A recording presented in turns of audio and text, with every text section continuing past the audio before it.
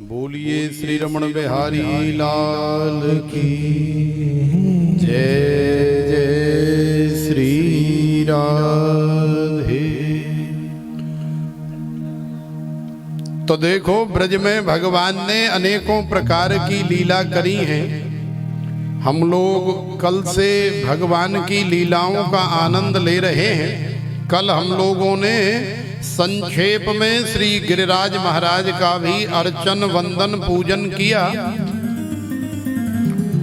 और श्री गिरिराज महाराज की स्थापना करा के भगवान ने न केवल इंद्र के मान का मर्दन किया, बल्कि इस कली काल में भगवान श्री कृष्ण का यदि कोई प्रत्यक्ष स्वरूप है तो वो श्री गिरिराज महाराज ही हैं, जो उस समय से और आज तक सेम टू सेम जैसे पहले थे वैसे ही आज विद्यमान हैं, विराजमान। श्री यमुना जी और श्री हनुमान जी और श्री गिरिराज जी ये ऐसे देव हैं कि चारों युग पर ताप तुम्हारा है, पर सिद्ध जगत उजियारा।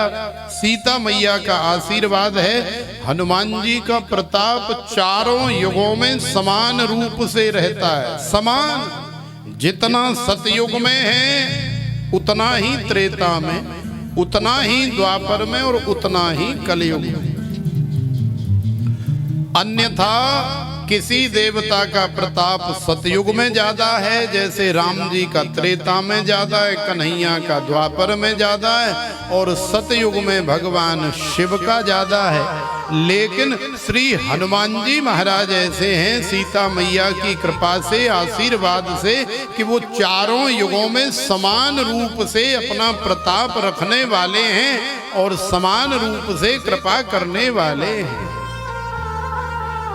तो इसी तरह से जो यमुना मैया पहले थी वही यमुना मैया आज है, क्योंकि पहले भी यमुना मैया का जल स्वरूप ही था।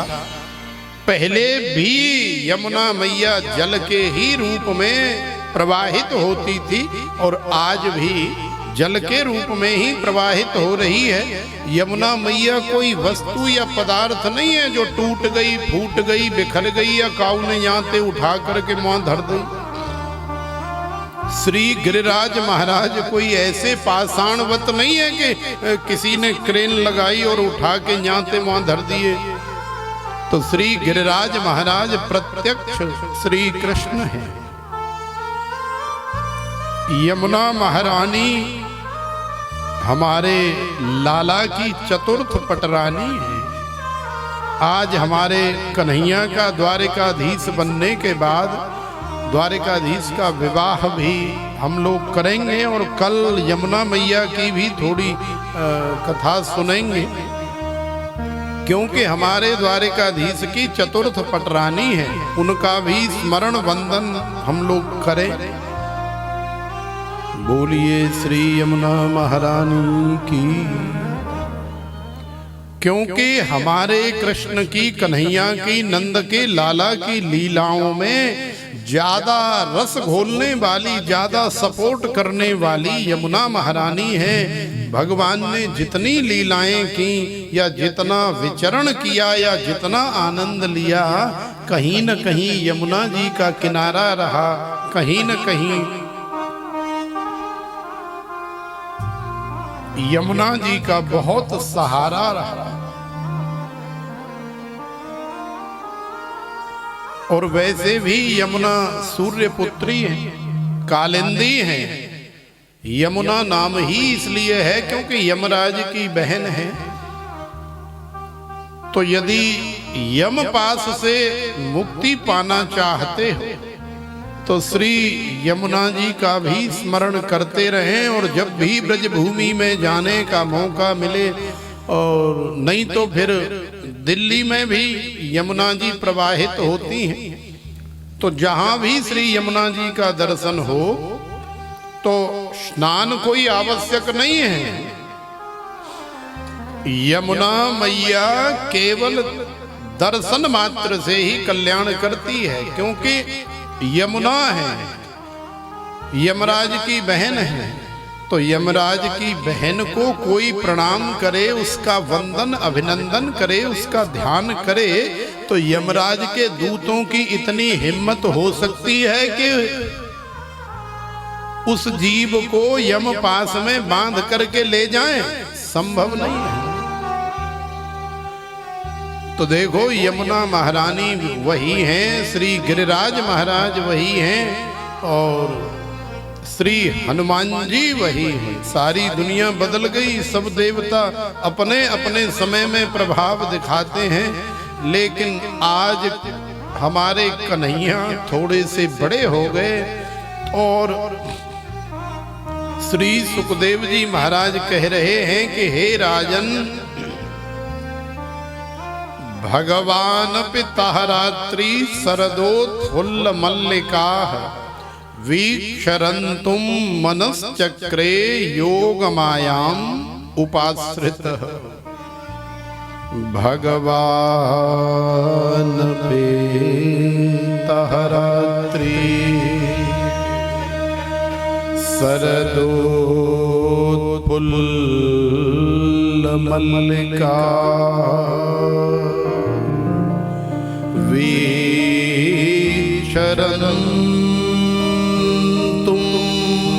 मनश्चक्रे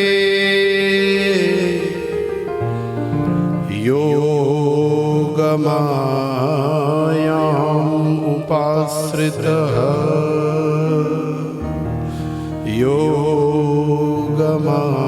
योगमायाम् उपाश्रितः।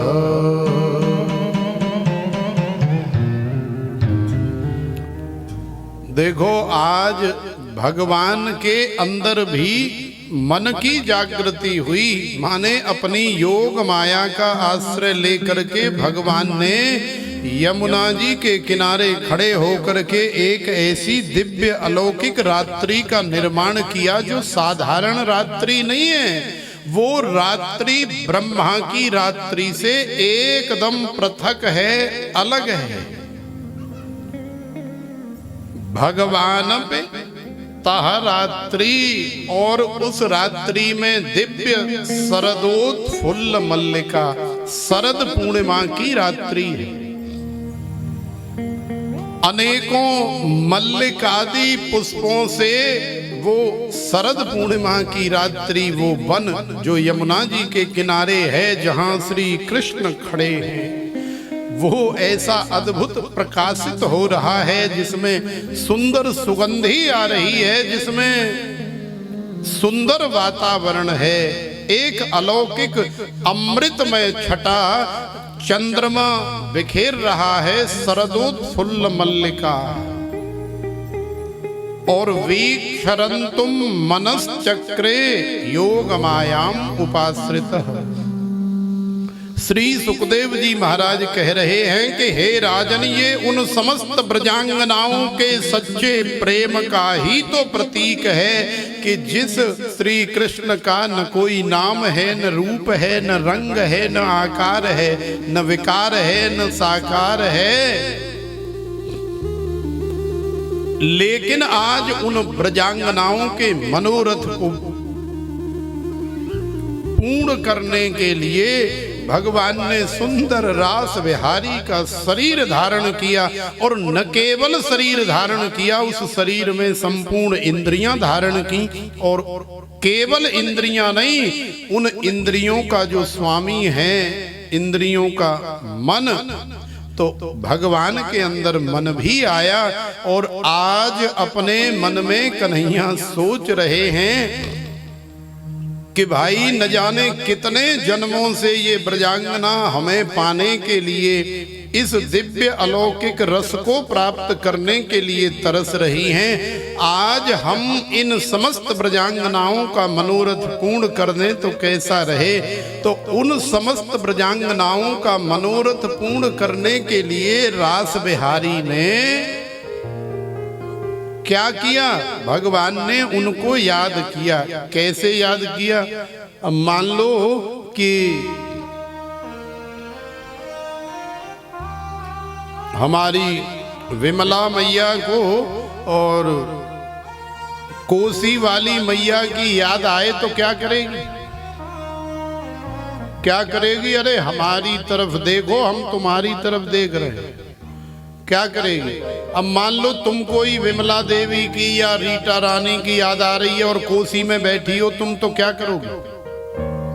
क्या करोगे? फोन करोगी। लेकिन भगवान के पास तो फोन नहीं है। भगवान के पास फोन कहाँ है भाई? पहले फोन कहाँ चलता था? अगर चलता होता तो भगवान ने कभी चंदा मांगा, कभी बहू मांगी, कभी गुड़िया मांगी, कभी कुछ मांगा, अनेकों फरमाइशें पूरी करवाई। यदि फोन चलता होता तो कह देते भाई हमको तो आईफोन चाहिए, हमको तो बढ़िया वाला वीवो का या ओप्पो का 35,000 वाला चाहिए, तो मैया दे भी देती। लेकिन कन्हैया के पास फोन नहीं है। और अब यमुना जी के किनारे खड़े हैं और रात्रि भी हो रही है, अंधकार भी हो गया है क्योंकि चंद्रमा प्रकट हो गया है। और कन्हैया को उन समस्त ब्रजांगनाओं की याद आ रही है जो कि 252 किलोमीटर अंदर दायरे में फैली हुई हैं।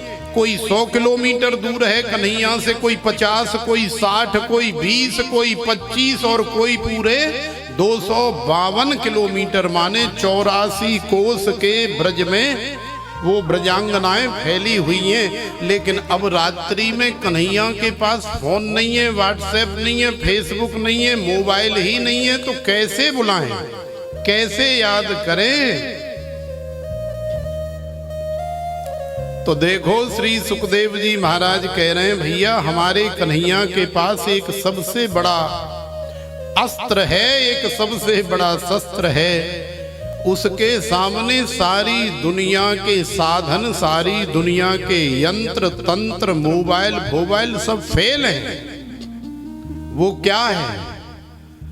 तो देखो वो कोई और नहीं है, वो है हमारे श्याम सुंदर की, रास बिहारी की, बंसी वारे की बंसी माने वेणु।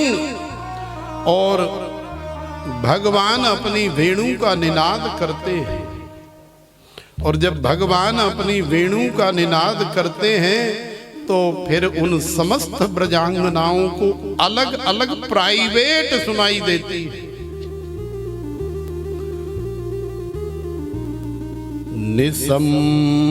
निसम्य गीतम तदनंग वर्धनम ब्रज स्त्रियः कृष्ण गृहीत मानसा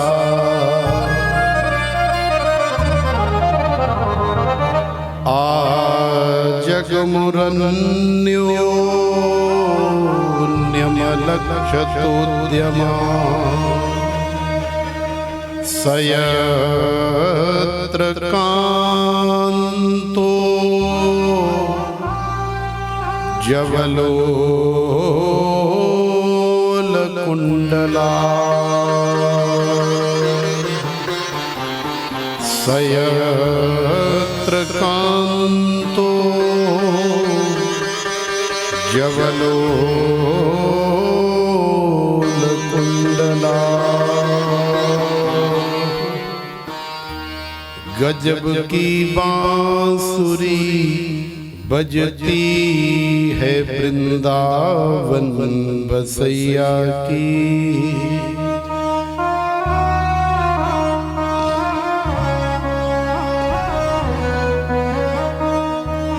गजब की बांसुरी बजती है वृंदावन बसैया की। गजब की बांसुरी बजती है वृंदावन बसैया की। करूं तारीफ मुरली की या मुरलीधर कन्हैया की। करूं तारीफ मुरली की, या मुरलीधर कन्हैया की। जहाना काम चलता था वो तीरों से कमानों से।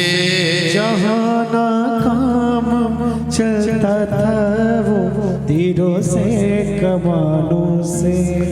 विजय नटवर की होती थी वहाँ मुरली की तानों से। विजय नटवर की होती थी वहाँ मुरली की तानों से। तो देखो भगवान ने ऐसी अद्भुत अलौकिक वेणु का निनाद किया।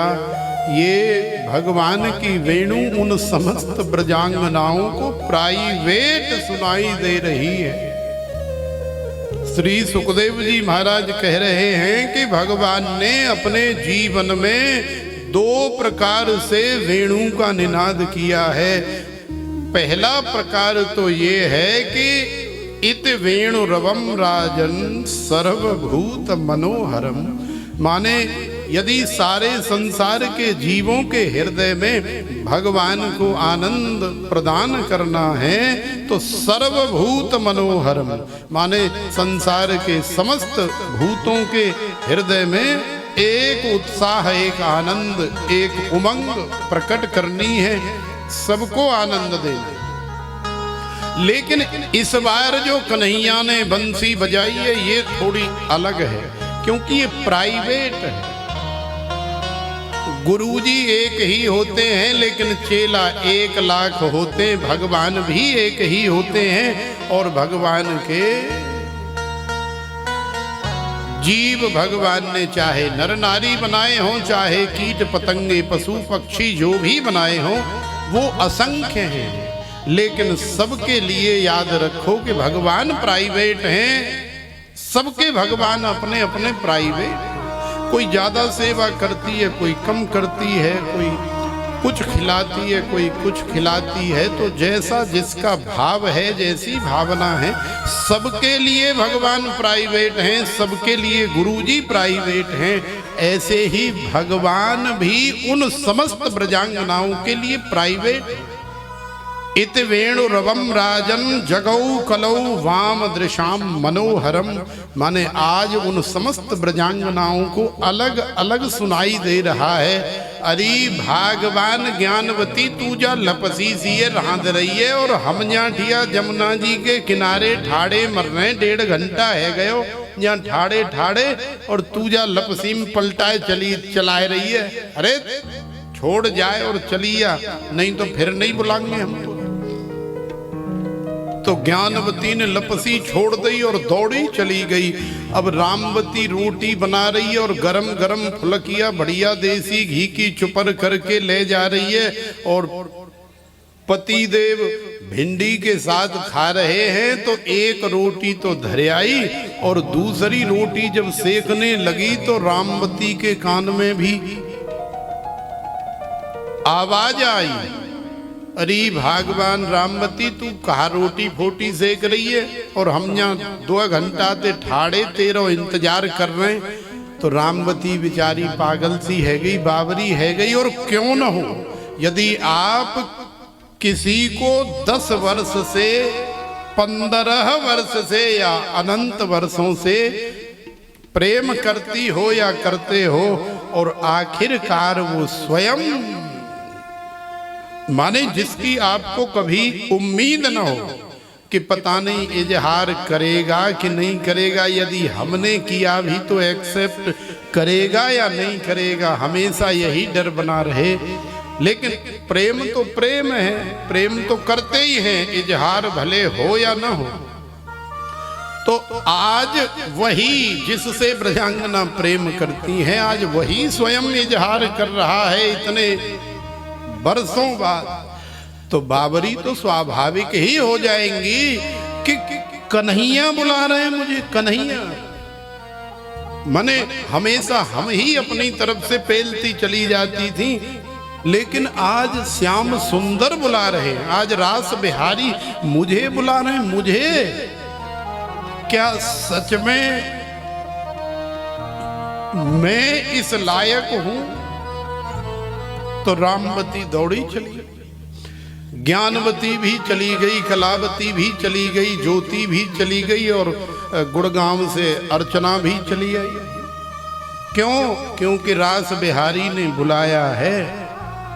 और रास बिहारी जब बुलाते हैं तो चाहे कितनी भी दूरी पर कोई क्यों न बैठा हो, वो खिंचा चला आता है, दौड़ा चला आता है। आज लाखों की संख्या में ब्रजांगनाएं भगवान की बंसी को सुन करके एक एक करके यमुना जी के किनारे जहां श्याम सुंदर खड़े हो करके वेणु का निनाद कर रहे हैं, वहां सब पहुंच रही हैं। और हमारे श्री सुखदेव जी कह रहे हैं कि ऐसी बंसी बजाई श्याम ने, मेरी सुध बिसराई श्याम ने।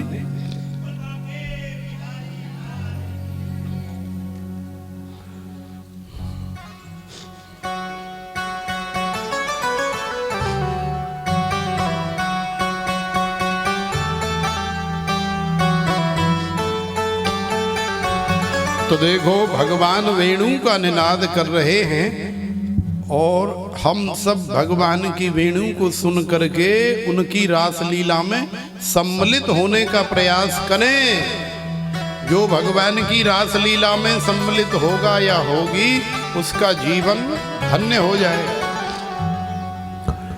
ऐसी बंसी बजाई श्याम ने,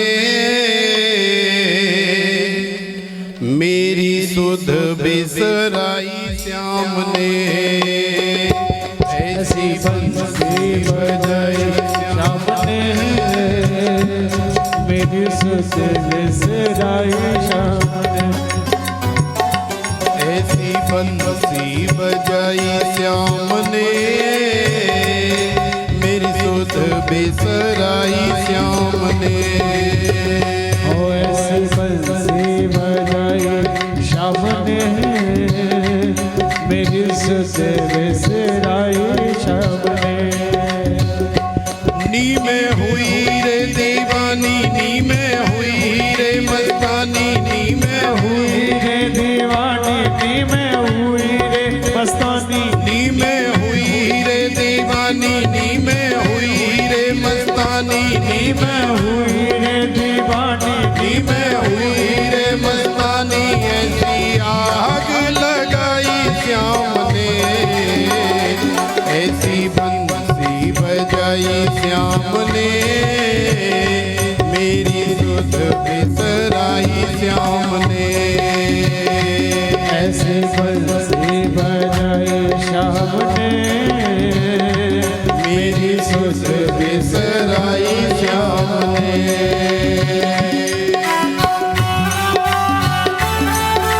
आनंद लेते हुए रास बिहारी लाल की।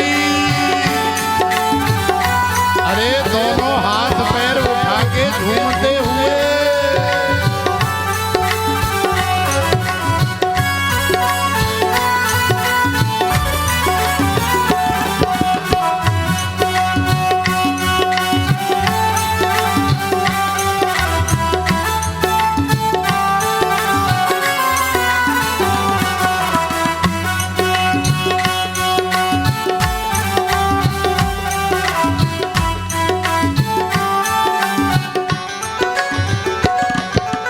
मुरली की धुन जब परी कानन में, नींद न आई श्याम मेरे नैनन में।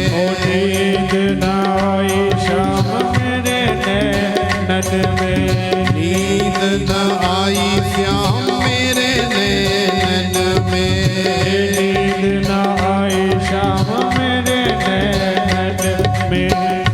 मेरी निदिया, मेरी निदिया, मेरी निदिया उड़ाई श्याम ने, मेरी सुध बिसराई श्याम ने।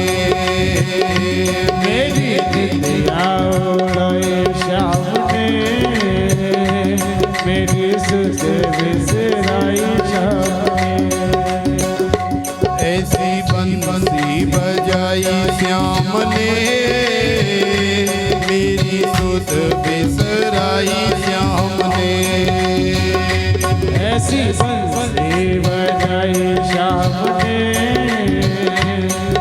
मेरी सुध बिसराई श्याम ने।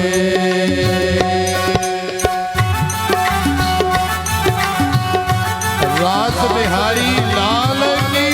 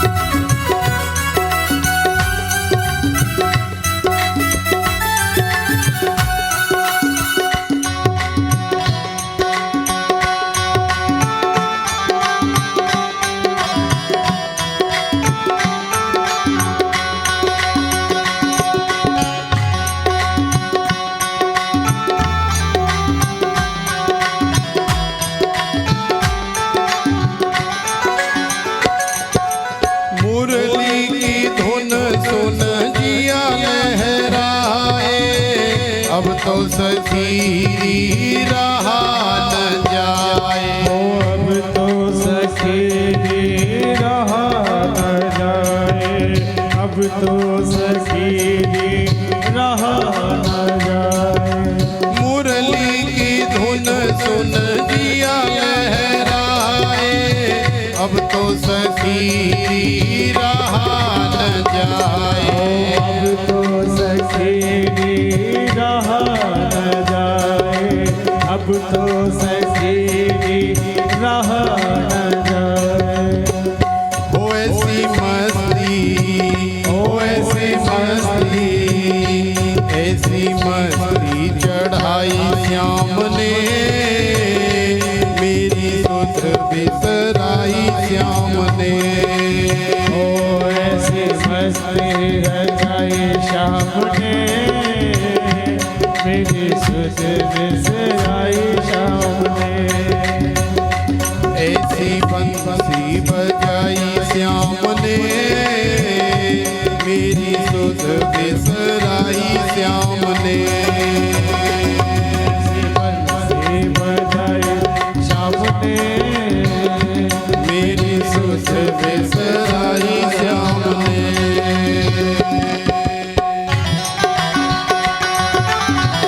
दोनों हाथ उठा के आनंद से झूमते हुए रास बिहारी लाल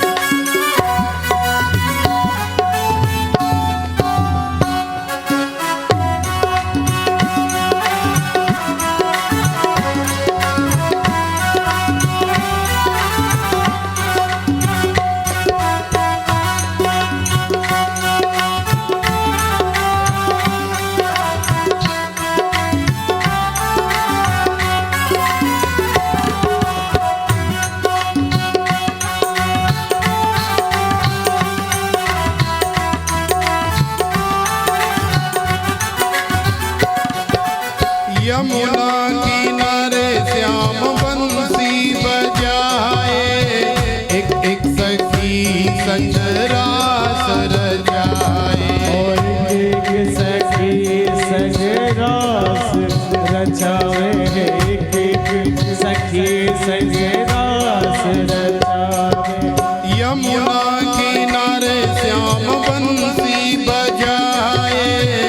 एक एक सखी संग रास रचाए। ओ एक सखी संग रास रचाए। एक एक सखी संग रास रचाए। हो ऐसी रास, ऐसी रास, ऐसी रास रचाई श्याम ने। मेरी सुध बिसराई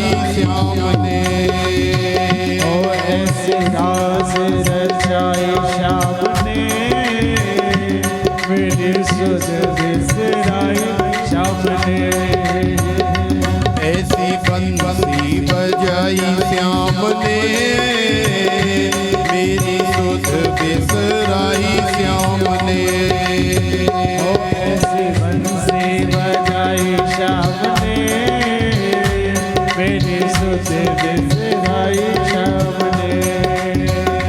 नी में हुई रे दीवानी, नी में हुई रे मस्तानी, नी में हुई रे दीवानी, नी में हुई मस्तानी, नी में हुई रे दीवानी, नी में हुई रे मस्तानी, नी में हुई रे दीवानी, नी में हुई रे मस्तानी। ऐसी आग लगाई श्याम ने, ऐसी बंसी बजाई श्याम ने, मेरी सुध बिसराई श्याम ने।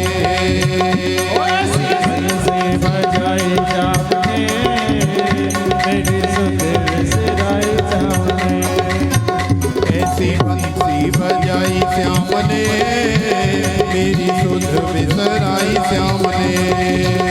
ऐसी बंसी बजाई श्याम ने, मेरी सुध बिसराई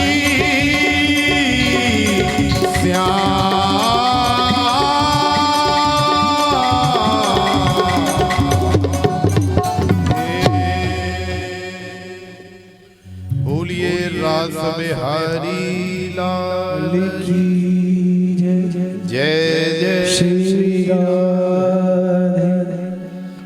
तो देखो श्री सुखदेव जी महाराज रास लीला का दिव्य वर्णन कर रहे हैं। एक एक करके सारी ब्रजांगना लाखों की संख्या में भगवान के पास पहुंच गई हैं। शरद पूर्णिमा के चांद से प्रफुल्लित अमृतमय वो छटा दिव्य रात्रि है, अलौकिक शोभा हो रही है और रास बिहारी सबको स्वीकार कर रहे हैं। अरे आओ ब्रजांगना, अरे आओ, अरे आओ। देखो निसम्य गीतम तदनंग वर्धनम ब्रजस्त्रिय कृष्ण गृहीत मानस। माने भगवान ने जब ब्रजांगनाओं को बुलाया तो सारी ब्रजांगना चूंकि 7 बजे से लेके और मान लो कि 8 साढ़े 8 बजे के बीच का समय शाम को, तो उस समय सारी ब्रजांगना अपने अपने कार्य कर रही हैं। लेकिन जैसे ही कन्हैया ने बुलाया तो एकदम से सुध बुध खो गई, बाबरी सी हो गई। नी में हुई रे दीवानी, नी में हुई रे मस्तानी, ऐसी आग लगाई श्याम ने, मेरी सुध विसराई श्याम ने। और वही बात श्री सुखदेव जी कह रहे हैं कि निसम्य गीतम, जैसे ही वेणु का गीत, वेणु का निनाद ब्रजांगनाओं के कान में पड़ा, तदनंग वर्धनम ब्रजस्त्रिय कृष्ण गृहीत मानस। तो उन समस्त ब्रजांगनाओं का मन श्री कृष्ण में ऐसा लग गया कि सब सुध बुध खो गई, बाबरी सी हो गई। तो कोई पहले हमारी विमला मैया को पता है और कोसी वाली मैया और ये सामने बगल में बैठी है मैया, ये सब जानती हैं। पहले माता बहन जो है ना इतने बड़े बड़े सोने के कुंडल पहनती थी कानों में। हमने भी देखे जो हमारी दादी और काकी और चाची जो पहले थी, इतने बड़े बड़े कुंडल सोने के लटकाती थी, बड़े बड़े कड़े पहनती थी।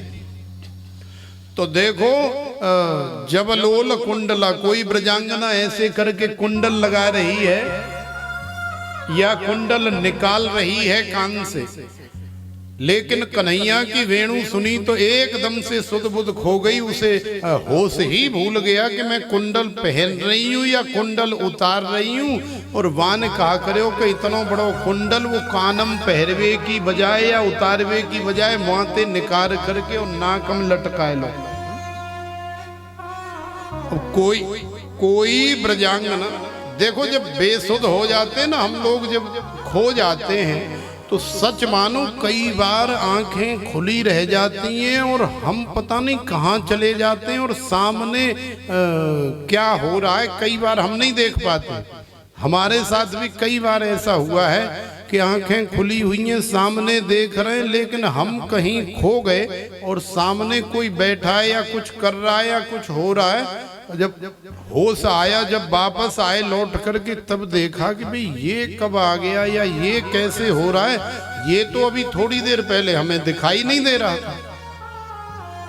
तो आंखें खुली रह जाती हैं लेकिन शरीर का भान नहीं रहता है, हम कहीं दूसरी स्थिति में चले जाते हैं, खो जाते हैं। तो ब्रजांगनाएं भी श्री कृष्ण में ऐसी खो गई हैं। जब तक आप श्री कृष्ण में ऐसे नहीं खो जाओगी या नहीं खोओगे, रास बिहारी की प्राप्ति होना संभव नहीं है।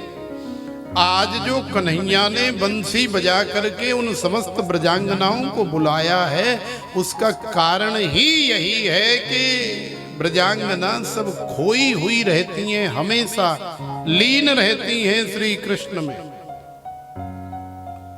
तो जबलोल कुंडला, कोई काजल लगा रही है। अब काजल कहाँ लगाया जाता है? काजल तो आंखों में लगाया जाता है, लेकिन जैसे ही वेणु सुनी तो काजर फाजर भूल गई और वो आंखों की जगह कहाँ लगा दिया? हाँ, होठों के ऊपर ही काजल लगा दिया। और कोई यहां वाला लगा रही थी तो वो आंख में लगा दिया। माने सब कुछ उनके साथ में उल्टा पुल्टा हो रहा है। कोई लहंगा पहन रही थी तो लहंगा पहन के यहाँ गले में ही बांध लिया। कोई साड़ी बांध रही थी तो उल्टी सूदी लपेट ली, जैसे हम लोग नीचे कपड़ा बांध लेते हैं ऐसे ही बांध लिया। तो देखो ब्रजांगनाओं की ऐसी स्थिति हो गई, जैसे तैसे करके बेचारी दौड़ती हुई और पहुंची जाकर के रास बिहारी के पास। तो भगवान ने उन समस्त ब्रजांगनाओं का बड़ा सुंदर स्वागत किया। स्वागतम वो महाभागा प्रियम किम करवाण वह ब्रजस्या नामयम कश्चित ब्रूता गमन कारणम। अरे आओ अर्चना, गोपी आओ। अब मान लो अर्चना चली आई और फिर हम कहें कि ब्रूता गमन कारणम, आप आई, बहुत अच्छा किया, आप कथा सुनो, प्रसाद लो, लेकिन कैसे आई? कोई काम था? तो सोचो कि अर्चना जी क्या कहेंगी राधिका दीदी से कि दीदी कहीं बाबरी फावरी तो नहीं होगी बैठे बैठे। सवेरे ही तो बात हो रही थी, कह रही थी आ जाओ आ जाओ। हमने आपको लोकेशन भी भेज दी है कि कहाँ पहुँचना है, और अब कह रही है कि ब्रूता गमन कारण आप आई, बहुत अच्छा किया, बहुत बढ़िया किया, लेकिन क्यों आई? कोई काम था? हम आपको बुलाएं और बुला करके तुम्हारा स्वागत सत्कार करें, खिलाएं पिलाएं और बिठाएं, और बाद में आपसे कहें कोई काम था कि कैसे आए? तो सोचो कि कितना धक्का लगेगा हमारे अंदर। कहेंगे कि ये बावरे हो गए क्या? तो भगवान ने भी उन समस्त ब्रजांगनाओं के साथ यही किया। पहले बुलाई और बुला करके स्वागत किया। अरे आओ ज्ञानवती तुम आ गई, अरे रामवती, अरे ज्योति, अरे फलानी, अरे ढिकानी, अरे रीटा, अरे विमला तू चली आई। अरे आजा आजा, यहाँ बैठ, तू जा सोफा पे बैठ। अच्छा ये बताओ कि चाय बनवाऊं कि कॉफी? नहीं नहीं, हमें कुछ नहीं चाहिए, हम तो बस आपके दर्शन करने के लिए आई हैं। अच्छा ठीक है, बहुत बढ़िया किया तुम चली आई, हम तुम्हें याद कर रहे थे। लेकिन ब्रूता गमन कारण क्यों आई भाई? कोई काम था क्या? तो ब्रजांगना एक दूसरे की तरफ देख रही हैं और पैर के अंगूठे से जब गुस्सा आता है ना खड़े खड़े और कुछ नहीं मिलता है तो माताएं बस पैर के अंगूठे से ऐसे कुरेदने लग जाती हैं जमीन को, रेत को। कि अब गुस्सा और कहीं तो निकल नहीं रहा है तो यहीं निकाल ले, एक्सीलेटर सा दबाती। तो पैर के अंगूठे से गुस्से में लाल हो करके और नीचे बालुका में कुरेद रही हैं, लेकिन बस चल नहीं रहा है। अब कन्हैया जंगल में रहने वाले जंगली हैं, अब नेक कचूखेंगी, कहीं भाग गए, कहीं झाड़ी में छिप गए तो कहाँ जाएंगी, रात में फंस जाएंगी और उल्टी। तो कोई कुछ कह नहीं रही है, लेकिन आग बबूला हो रही है। तो फिर कन्हैया ने कहा अच्छा तो ब्रजस्या नामयम कश्चित, अब हमें पता लगा है कि तुम क्यों आई हैं। ब्रज में कोई संकट आ गया है, ब्रज में कोई उथल पुथल हो रही है, शायद कंस का भेजा हुआ कोई राक्षस आ गया है या कोई और परेशानी हो गई है। लेकिन कोई बात नहीं ब्रजांगनाओं, चिंता न करो, हम तुम्हारे साथ हैं, हमें बताओ तो सही। तो ब्रजांगना कह रही है ना है लाला, ऐसी तो कोई बात ना है, ब्रज में सब सकुशल है, सब ठीक है, कोई ऐसी बात नहीं। अरे नहीं फिर भी कोई बात।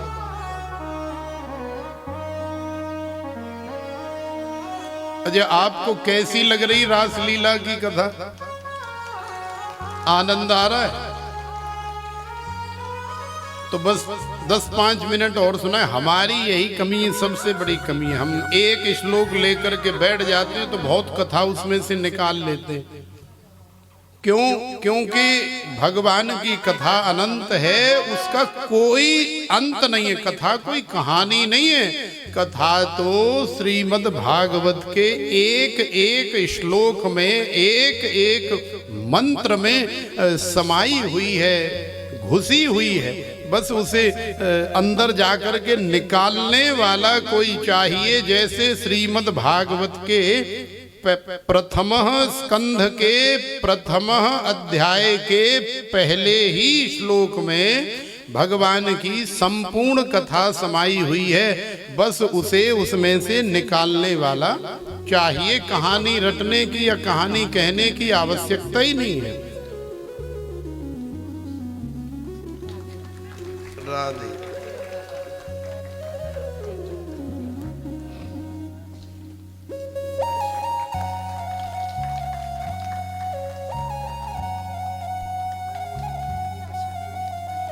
अच्छा वाह, हाँ बांटेंगे क्यों नहीं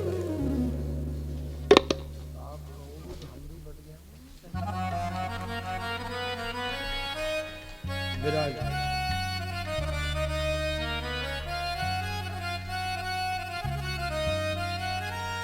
तो देखो रास बिहारी लाल ने उन समस्त ब्रजांगनाओं से कहा कि फिर क्या बात है, क्यों आई हैं? कोई न कोई कारण तो होगा ही, ब्रूता गमन कारणम। तो कन्हैया ने कहा कि जब पूछा कि कैसे आई हैं, क्यों आई हैं, तो ब्रजांगनाओं ने कोई उत्तर नहीं दिया। अब सोच रही हैं कि इनसे क्या कहें, कैसे कहें कि आपने ही हमको बुलाया और अब हमको यहाँ से भगाने का प्रयास कर रहे हो।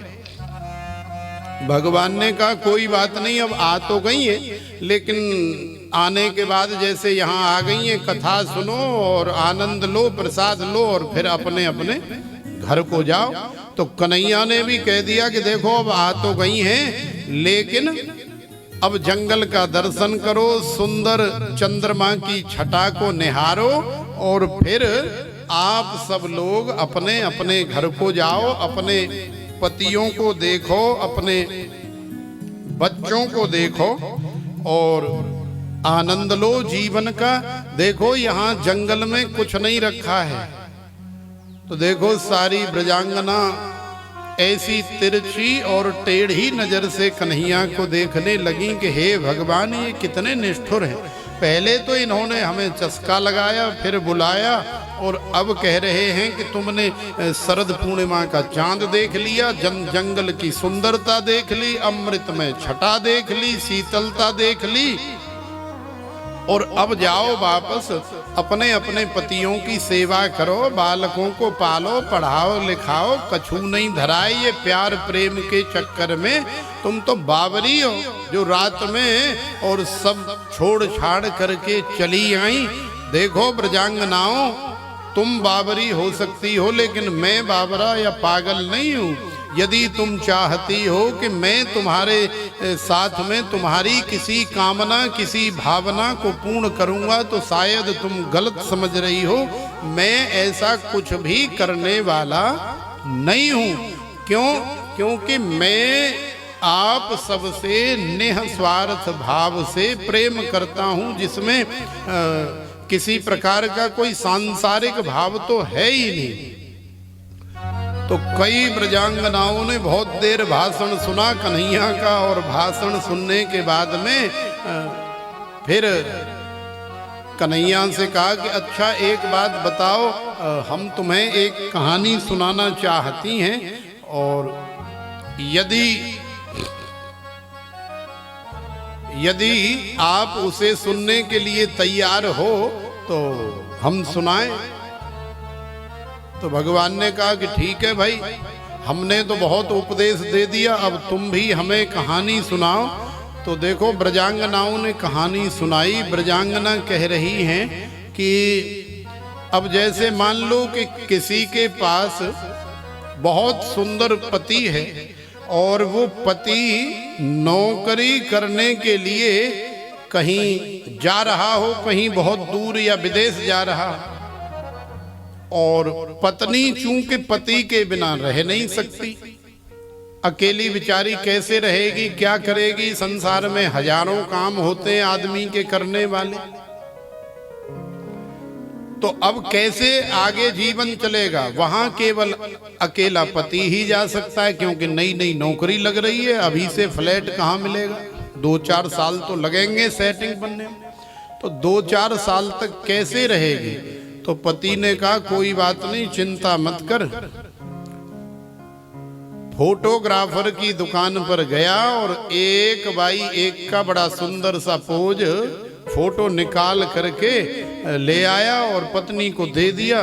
बोले ये ले, जब जब तुझे हमारी याद आए या जब जब तुझे हमारी आवश्यकता पड़े, तब तू ये फोटो देख लिया करना, मुझे याद कर लिया करना, और यदि पूजा भी करनी हो भगवान मान करके, तो ये फोटो है ही है, माने मैं फोटो के रूप में तेरे पास में रहूंगा। तो ब्रजांगनाओं ने कन्हैया से कहा, तो कन्हैया ने कहा ठीक है कोई बात नहीं, आगे बताओ।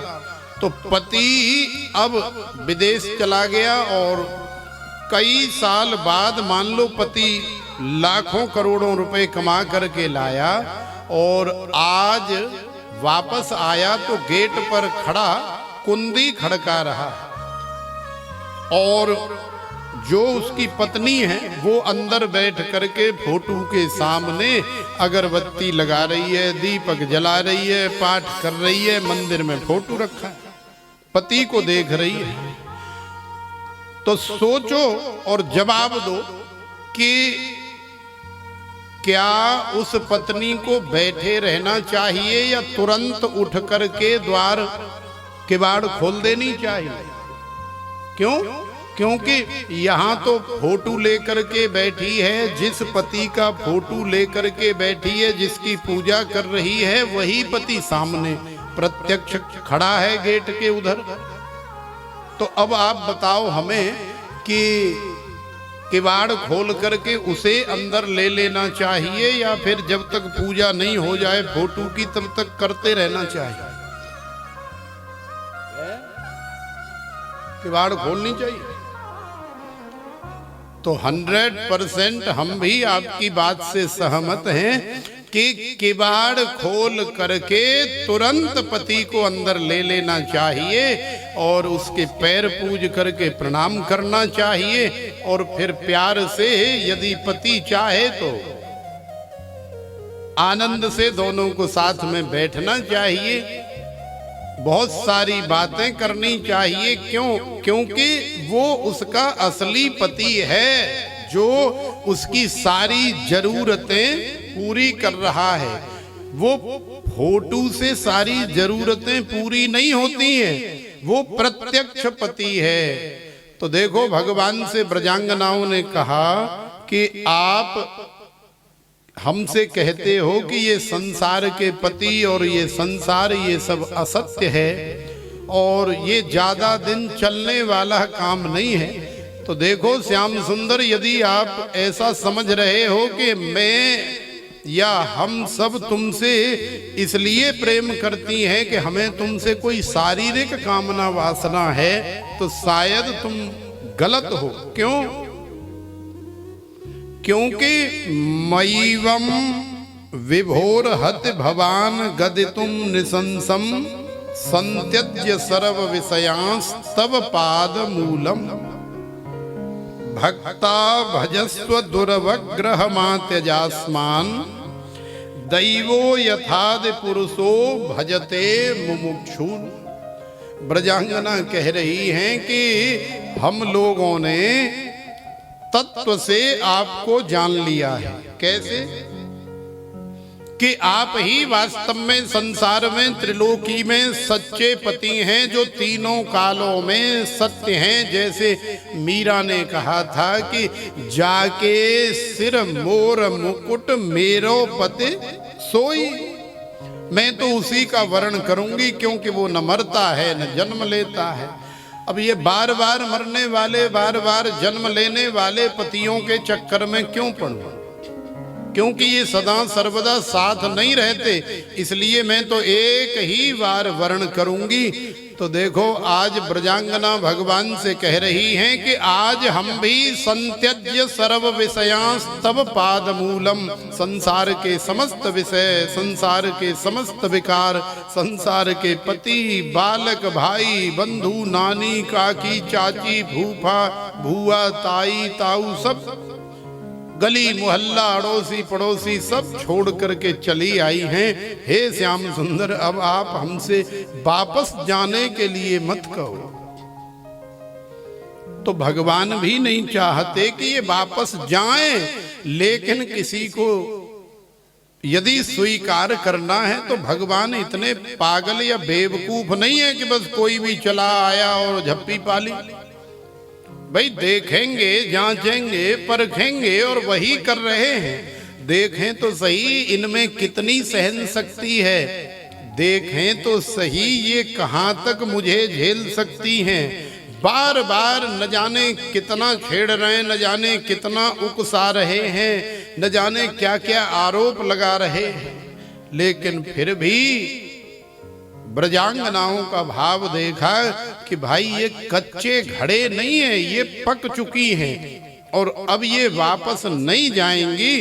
तो फिर भगवान ने उन समस्त ब्रजांगनाओं को स्वीकार कर लिया और स्वीकार करके ऐसी दिव्य रास लीला प्रदान की, ऐसा दिव्य अलौकिक रस प्रदान किया, जिस रस को लेने के लिए या पाने के लिए अनंत जन्मों से वो ब्रजांगना कभी ऋषि के रूप में, कभी मुनि के रूप में, कभी सदगृहस्थ के रूप में और अब ब्रजांगना या ब्रजवासी के रूप में लगी हुई हैं। और अब वो समय आ गया है कि रास बिहारी उनकी ये इच्छा, उनका ये मनोरथ पूर्ण करने वाले हैं।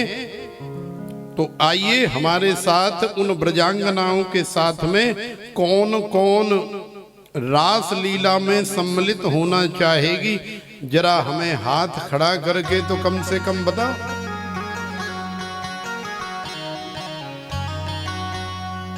देखो भगवान की रास लीला में भोले बाबा कैलाश मानसरोवर से चले आए थे।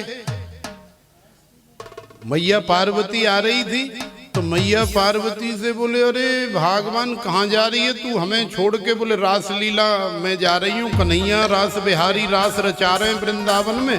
तो भोले बाबा ने कही हम भी जाएंगे। अरे बोले तुम्हारों में कोई काम नहीं, तुम यहीं रहो, अपना समाधि लगाओ, तुम यहीं भजन करो, वहाँ तो केवल गोपियों का काम है। तो भोले बाबा बोले भगवान हम भी गोपी बन जाएंगे। बोले आप कैसे गोपी बन जाओगे? गोपी बनने के लिए सुंदर भाव चाहिए, सुंदर शरीर चाहिए।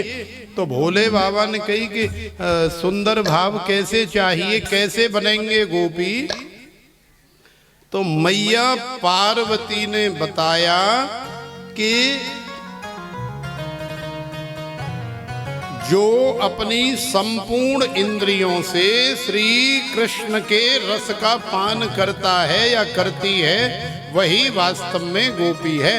तो देखो भगवान भोलेनाथ तो तन मन धन हर तरह से श्री कृष्ण का ही पान करते हैं। तो भोले बाबा भी गोपी बनकर के रास बिहारी के रास में सम्मिलित हुए। और ये तो हमारा सौभाग्य है कि यहाँ रास लीला हो रही है और रीटा रानी ने और हमारी विमला मैया ने ये सौभाग्य आप सभी को प्रदान किया है कथा के माध्यम से। हमारे श्री ठाकुर जी और हमारी किशोरी श्री राधिका रानी तैयार खड़े हैं और अभी भी तुम बैठे रह गए तो ये फिर तुम्हारा दुर्भाग्य है। देखो लाखों गोपियां आ गई, भोले बाबा आ गए, मैया पार्वती आ गई, ठाकुर जी तैयार खड़े हैं। इसलिए कोई भी बैठी मत रह जाना। श्री ठाकुर जी के रास में आप लोग हाजरी जरूर लगाना। बड़ा सुंदर सा भाव है, रास रच्यो है, रास रच्यो है।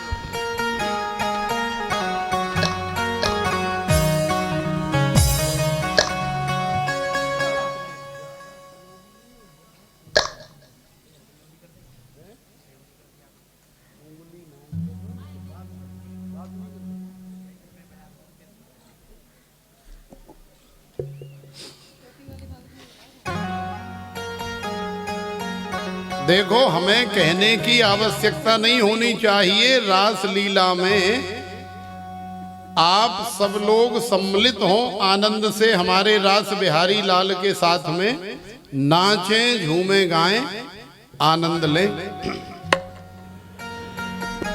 रास रच्यो है, रास रच्यो है,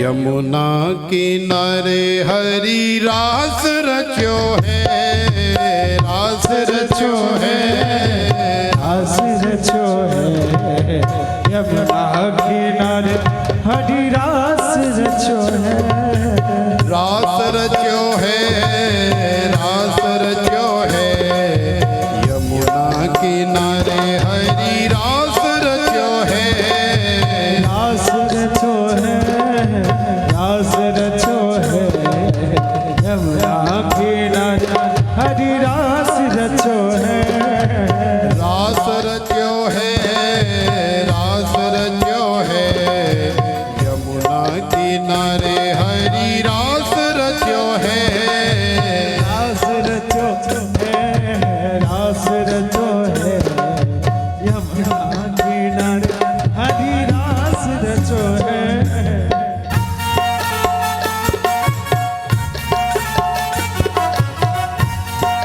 रास बिहारी लाल की।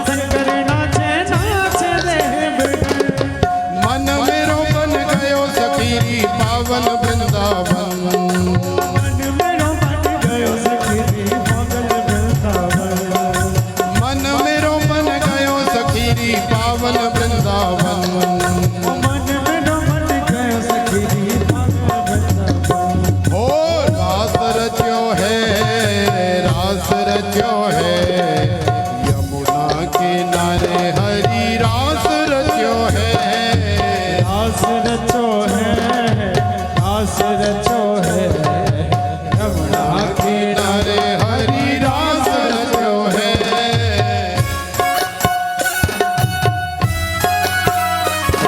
रास बिहारी लाल की।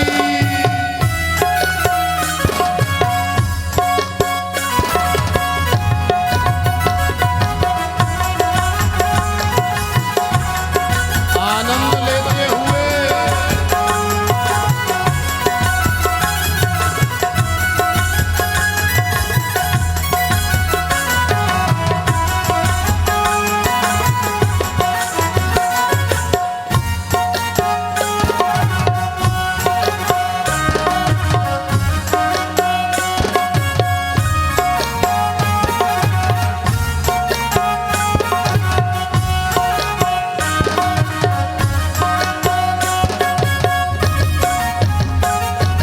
चंदा नाच सूरज नाच नाच तारागण।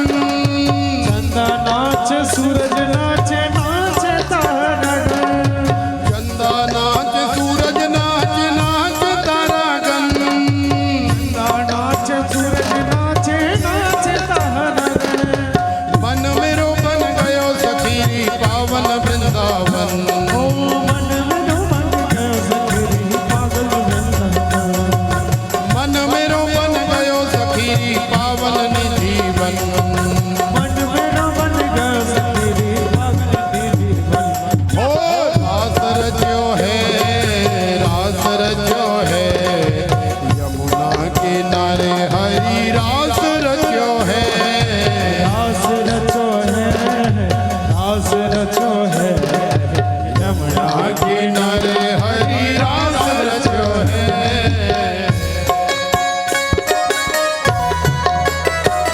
आनंद लेते हुए रास बिहारी लाल की।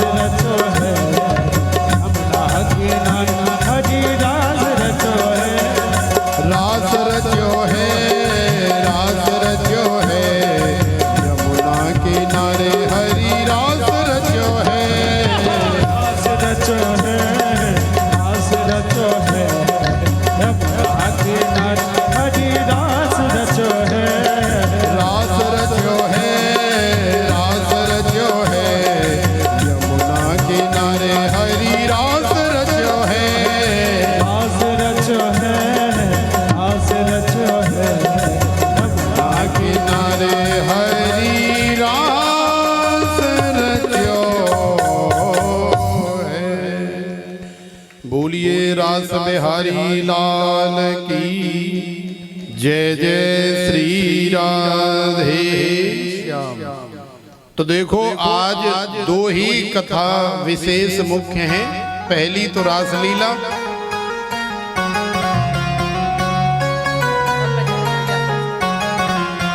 और दूसरी हमारे द्वारिकाधीश का आज रुक्मणी महारानी के साथ में पाणी ग्रहण संस्कार संपन्न होगा, माने द्वारिकाधीश का विवाह होगा। तो देखो रासलीला का संक्षेप में हम लोगों ने श्रवण किया और एक भजन और हम रासलीला का गाएंगे और तत्पश्चात फिर अति संक्षेप में हम लोग श्री रुक्मणी महारानी का विवाह कराएंगे और आनंद से इस कथा का आनंद लेंगे।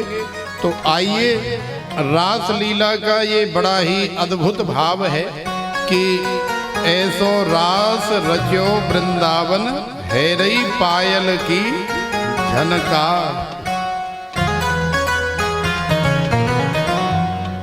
तो कौन कौन, अरे तुम्हारी तो पायल की झनकार हमारे बांके बिहारी रास बिहारी कैसे सुनेंगे भाई?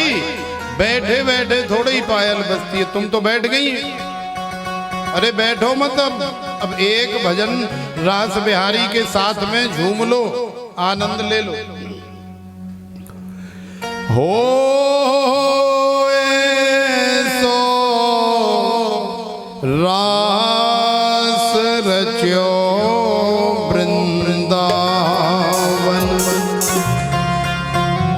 है रही पायल की झनकार।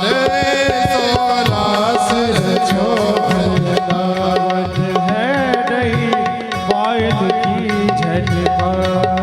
ऐसो रास रचो वृंदावन है रही पायल की झनकार। ऐसो रास रचो वृंदावन है रही पायल की झनकार। ओ पायल की झनकार है रही पायल की झनकार। ओ पायल की झनकार है रही पायल की झनकार। ऐसो रास रचो वृंदावन है रही पायल की झनकार। ऐसो रास रचो वृंदावन है रही पायल की झनकार।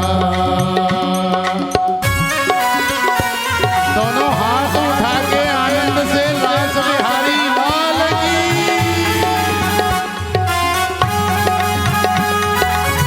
अरे घुमाते हुए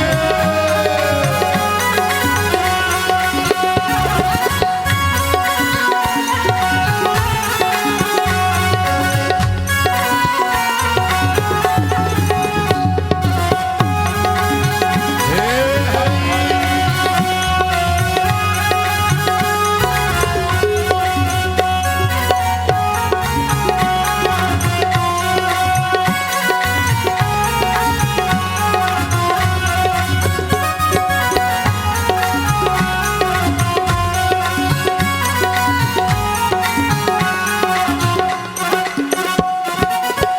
घुंघरू खूब क्षमा क्षम बाजे।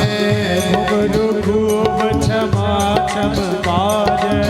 घुंघरू खूब क्षमा क्षम बाजे। घुंघरू खूब क्षमा क्षम बाजे। रब्बा को धनी के तू बाजे।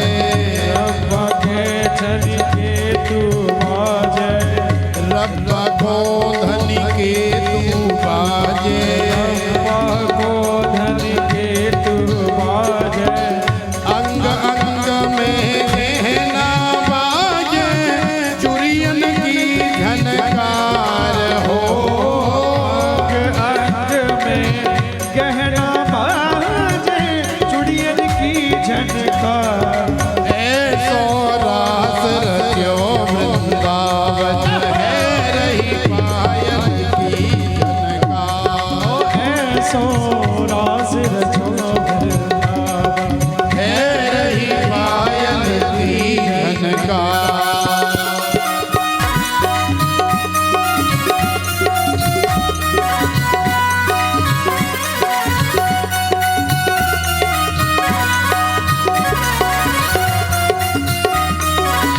अरे दोनों हाथ उठा के रास बिहारी लाल की।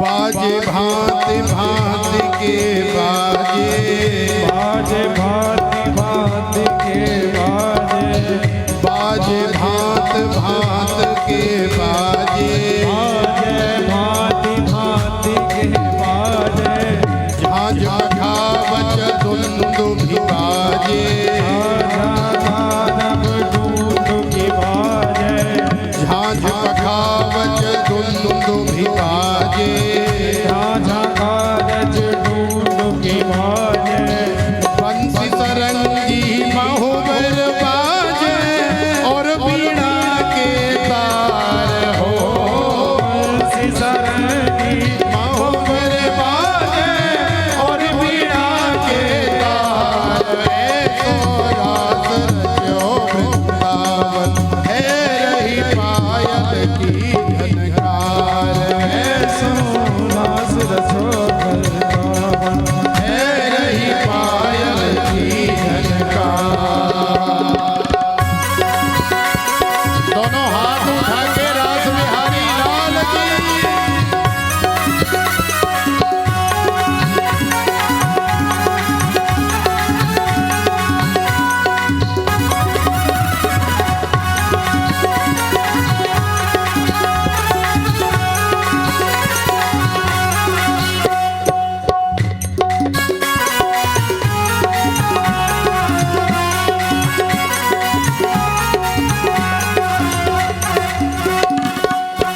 राधा मोहन देगल भैया, राधा मोहन देगल भैया, राधा मोहन देगल भैया, राधा मोहन देगल भैया, नाच संग में ले फिर कैया, नाच संग में लेके फिर कैया, नाच संग में ले फिर कैया, नाच संग में ले फिर कैया, तारी दे दे नाच रहे सब धाधा की धनकार हो।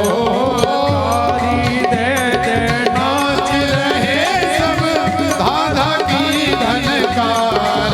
ऐसो रास रचो वृंदावन, है रही पायल की झनकार। ऐसो रास रचो वृंदावन, है रही पायल की झनकार। ओ पायल की झनकार, है रही पायल की झनकार हो। पायल की झनकार, है रही पायल की झनकार। ऐसो रास रचो वृंदावन, है रही पायल की झनकार।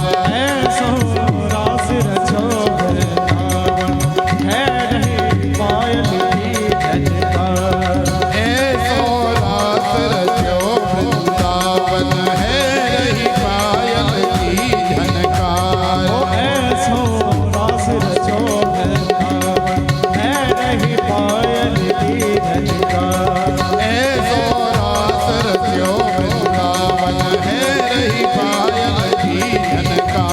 ओ ऐसो रास रचो वृंदावन, है रही पायल की झनकार। ऐसो रास रचो वृंदावन, है रही पायल की झनकार। ओ ऐसो रास रचो वृंदावन, है रही पायल की